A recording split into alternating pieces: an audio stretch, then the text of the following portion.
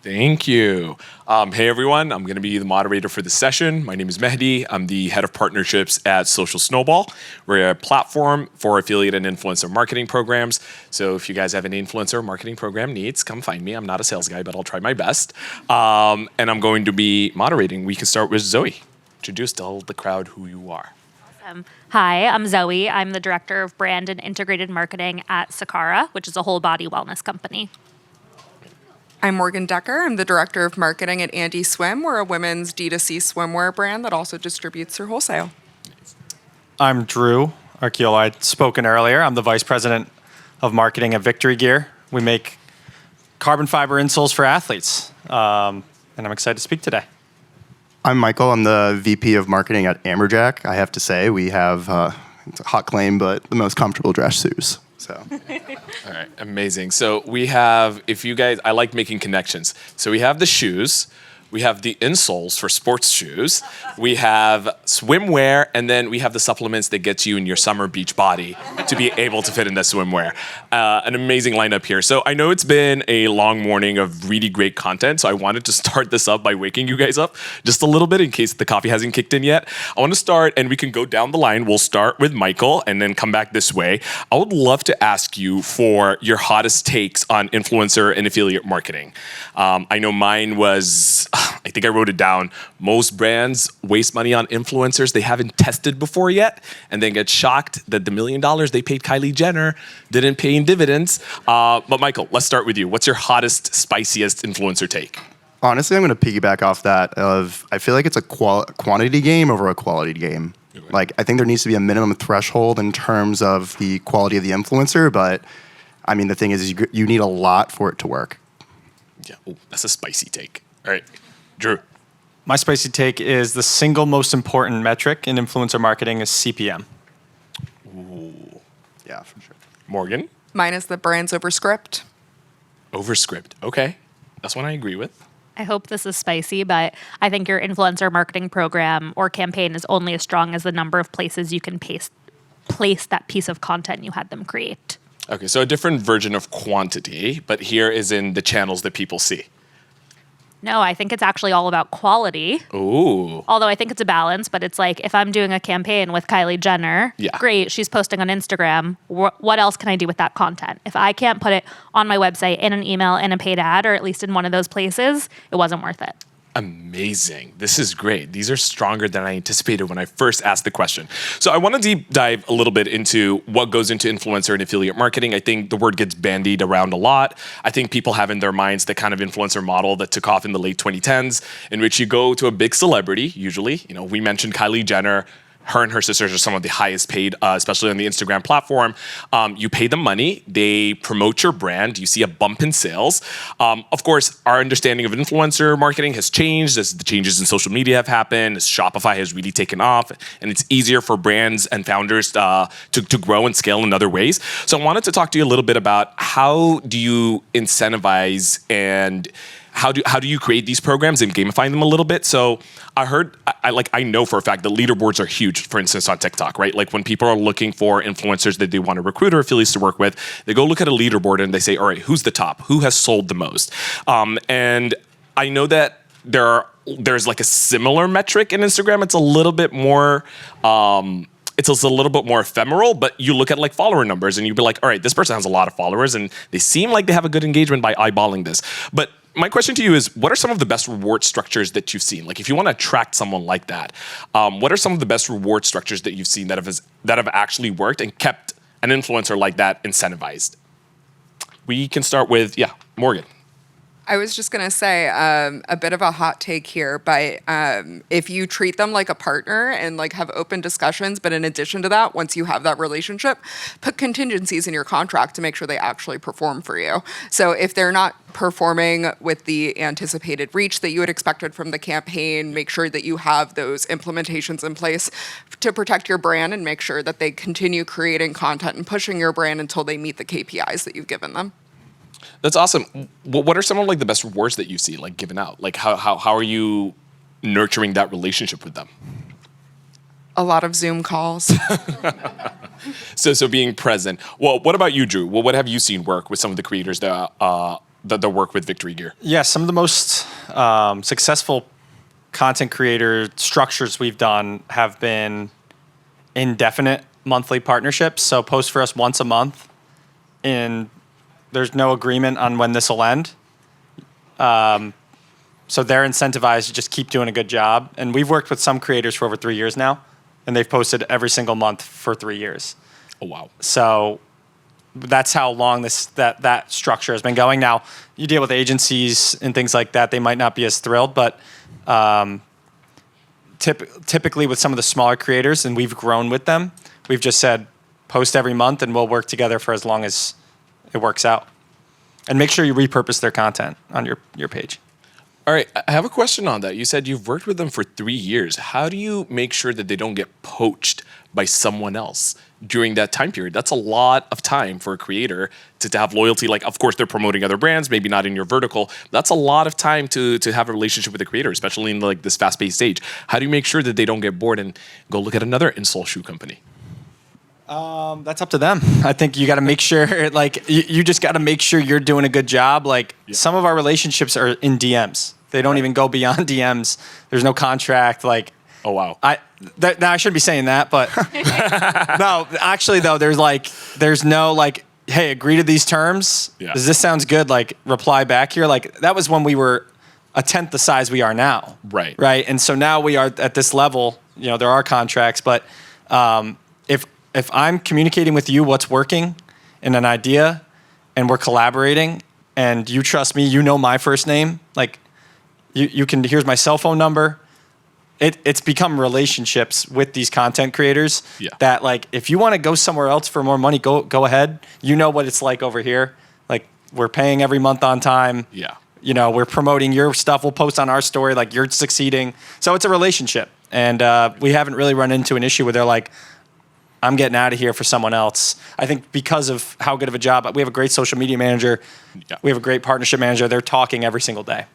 Awesome. So I'm hearing hiring well, an added personal touch, sharing your own like phone number with them. Call me whenever. Yeah. Call me whenever. Yeah. All right, Michael, I see you're prepped. I wanted to ask you, have you like experimented with giveaways? I mean, I would love to get an Amberjack as a gift. I will promote the hell out of you. But have you experimented with giveaways for like some of the people who have proven themselves to you in your program, who have driven some revenue your way? Have you done that? Send any shoes to anybody? Haven't really done giveaways with like existing influencers, but I think gifting has been a huge strategy in terms of just like getting people in the door. Yeah. I think like for context, our shoes are like a $200 price point. So even like these like micro influencers, if we give them like 2 or 3 pairs of shoes, tell them to post on their socials, give us like their paid medias, or be able to put it on paid media as well. Like there's actually a decent chunk of traction on that alone. So we don't even have to like actually spend real dollars.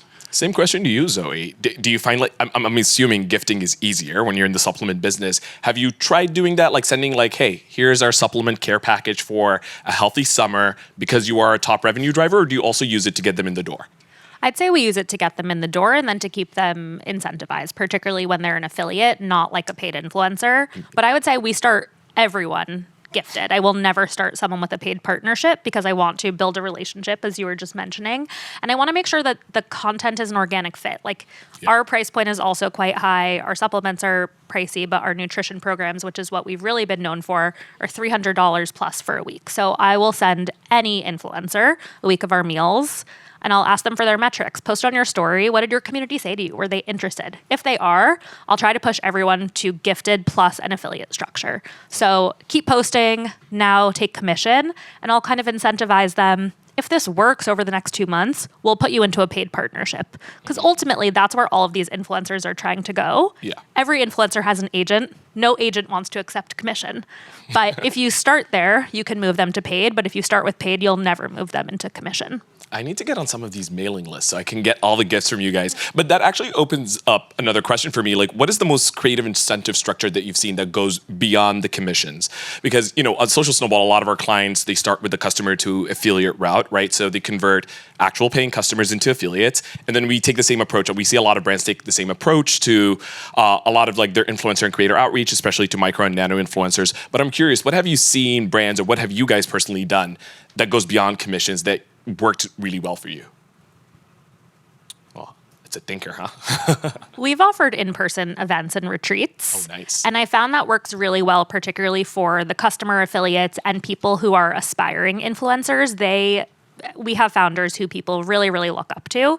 And so the idea that if you hit X referrals in a month, we'll actually fly you to New York and you can participate in this event is such a perk for them. And then that also translates into so much content for us that we can continuously use. So it's actually a really, really strong ROI. But I will say, a lot of our work has been kind of in the affiliate space, and I want to make sure personally that we haven't teetered on like an MLM model. Yeah. I have seen a lot of brands promising like a car if you hit certain conversions. It seems to be working for them. It's not a strategy that we've tried. Yeah, it reminds me of the old competition you see in malls. Put your name, phone number, and email down, and you may win this car. Tax not included. But you actually bring up like an interesting question as well. Retainers, commissions, both. What have you guys done? What have you seen done? Because we get a lot of questions from brands, and I've just talking today to a lot of brands. I've heard people who have influencers on retainers. I've heard some who are like, no, you get paid as you go. I want you to have some like skin in the game. What have you guys seen that worked for you? Is it a mixture of both? Is it neither? Well, and we'll start with Michael. Yeah, I mean, I think it's starting with probably some retainer, because you don't want to invest a lot of money on specific influencers, seeing which ones work, and then starting to think about like what's a win-win scenario. So something that we do at Amberjack is with the really successful influencers, we actually start moving them onto paid, and then actually doing like a percentage of spend model, where we do like probably like 3 to 5% of spend. Again, they have their skin in the game. They're able to produce content. They're able to scale it. It's a win-win. Amazing. Drew, commissions, retainers, both? Yeah. So actually one tactic that's worked, this is how we kind of kicked off the program and scaled it, was we would average out their like last 10 or 20 posts. And then because it's an ad, we would like cut that in half. Okay. So we're like not expecting as much viewership as their normal. And then we just pay on a CPM. We'll just be like, all right, so like let's say half of their average viewership at this CPM, what does that formula come out to? Mm-hmm. We'll pay you that per month for 3 months or whatever indefinitely. And that's worked really well. And then we have been using Social Snowball as a commission link as a nice added touch. Like, hey, also, here's a 10% commission on direct sales, which has been a nice added bonus. And that's worked well. So I have a question about gifting. A few of you brought it up. What should brands consider, what should they consider when they're deciding, okay, should I send these gifts, especially for like some budget considered items? You know, Sakara Life, Amberjack. I think everybody here sells like something that is pretty high in AOV. What should you consider or put in mind whether you should send these gifts and like have them just paid for by you, or whether you can have the influencer redeem them and pay for them, and that way they can like test the product, but you can't control kind of the quality of review? Well, what have you seen work? Do you just believe in gifting it and it's out the door? If I'm sending you, it's a gift in meaning, or no, I want the influencer to pay for it. This is coming out of my bottom line. Like, what have you guys thought of? Because your products are a little bit of a higher price point. I'd say you should have enough faith in your product to just gift it confidently. I love that. Can we get a clap for that? That was incredible. Yes. Yes, Michael. I was going to say it's like all about building trust. So I think to start off, you definitely want to just gift it without any expectations of getting anything back. Okay, amazing. So that's money out the door. So that brings me to the question, how do you budget for influencers? Like when you're deciding your marketing spend for the year, I know a lot of you have just finished with your annual planning. Some brands do it, some businesses do it at the end of Q4. What is the budget you set aside for influencers? Do you keep like a slush fund for emergency expenses in case somebody big reaches out to you? We'll start with Zoe and go down the line. Yeah, I think we look at it in a couple of different categories. We have like our brand marketing spend, which is ultimately not performance driven. We're not being judged on that. And at the end of the day, so we put all of our gifting there, we put our events there. And that is definitely a lower spend, but helps us to know that we can do that safely, test. And as I mentioned, with a strategy of like gift everyone first and decide how you want to compensate them later, that's been really helpful. And then we have our chunk of a large chunk of budget that's actually going to paying influencers and paying for usage specifically. And then it's really up to me and my team to think about, okay, what are the channels we want to invest in this year? Like, how hard are we going on Meta? How hard are we going on TikTok? Do we want to have a test fund for Substack partnerships? And then really thinking about that and optimizing each month to make sure that we're hitting whatever kind of ROI metric we are going after. So I also love measuring CPM. I think that's such a great one because influencer, it's conversion, but attribution is complicated. Like, it's really an awareness game, and it's a full funnel marketing play. Morgan, you said CPM is the king of all. Is that how you measure ROI? Well, what do you think is like the most important in like budgeting for an influencer? That actually was not my comment. Oh, was not? Was it Drew's? Was it Drew's? It was Drew's. I got my hot takes mixed up. All right. You're okay. Do you believe CPMs are the king of all? Do you disagree? How do you budget for your influencers? Well, I'm a performance media girl. So we've been able to scale our Spark and whitelisting ads from 2% in 2023 to 35% in 2024, which is going to continue. So when it comes to looking at assets through influencer, I have a slightly different lens from the organic perspective. Usually I'm looking at like any apparel brands, we're rallying around promotional periods, new product launches, or our core product that's like the meat and potatoes of our business.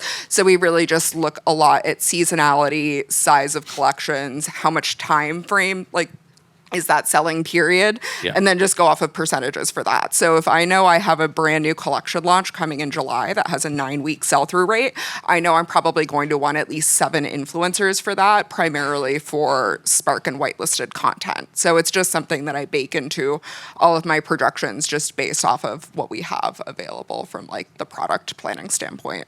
All right, amazing. So thorough forecasting is what I'm hearing. Yes. What about you, Drew? Yeah, I think it starts with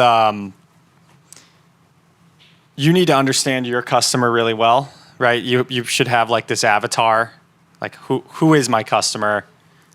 And so like, let's say I throw X amount of money into Meta and the perfect customer is this. Yeah.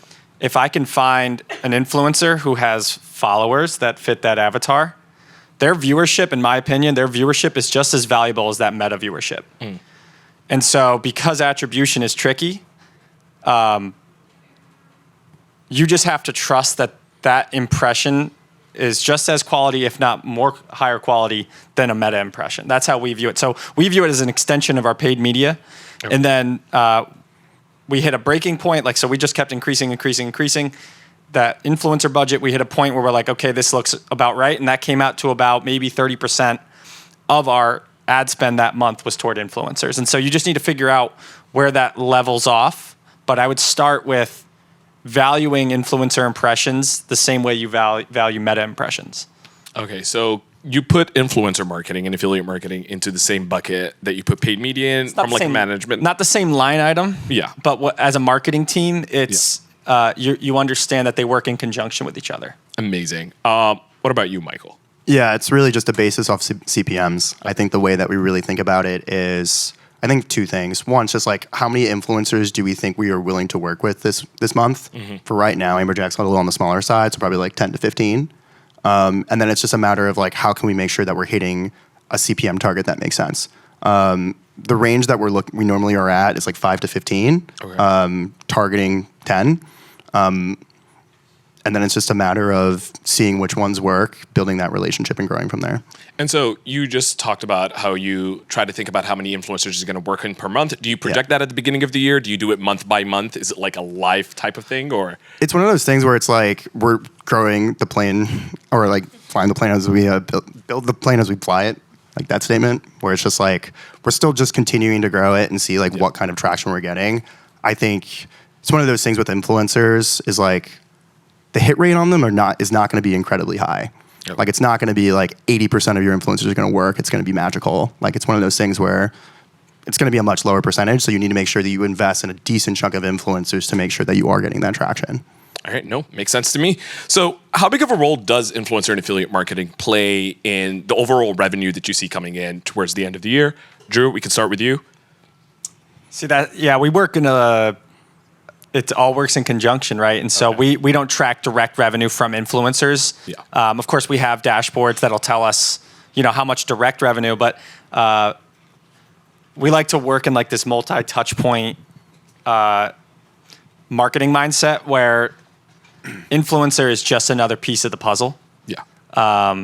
So that's how we look at it as. Okay, and then how do you measure impact? Morgan, you spoke a little bit about this. Is it first click, last click, something in between? How do you know that, okay, I am confidently aware that this sale came in? It came in through an affiliate or an influencer referral and did not come in from any of my other marketing efforts that are working in conjunction with my influencer marketing program? Well, I love to say that marketing is a science and an art for that very reason.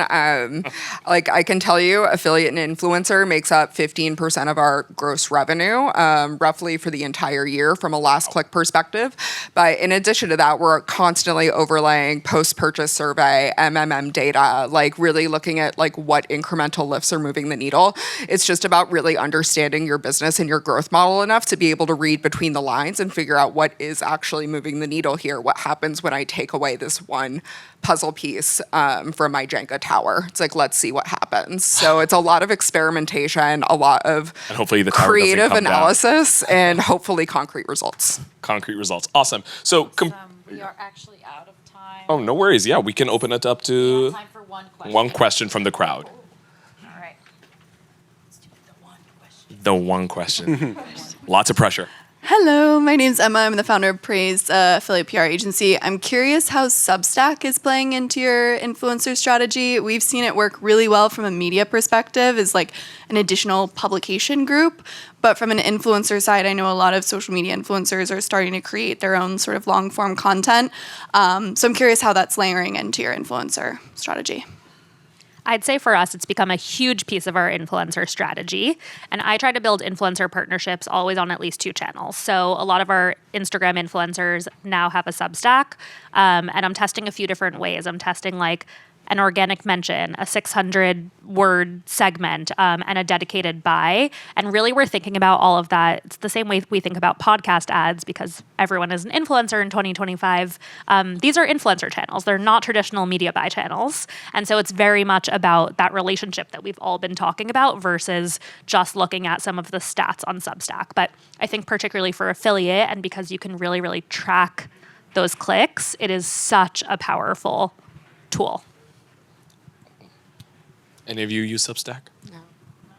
No? All right. I think that's it for our panel. Thank you so much, you guys, for listening. Feel free to come to these guys with any of your influencer and affiliate questions.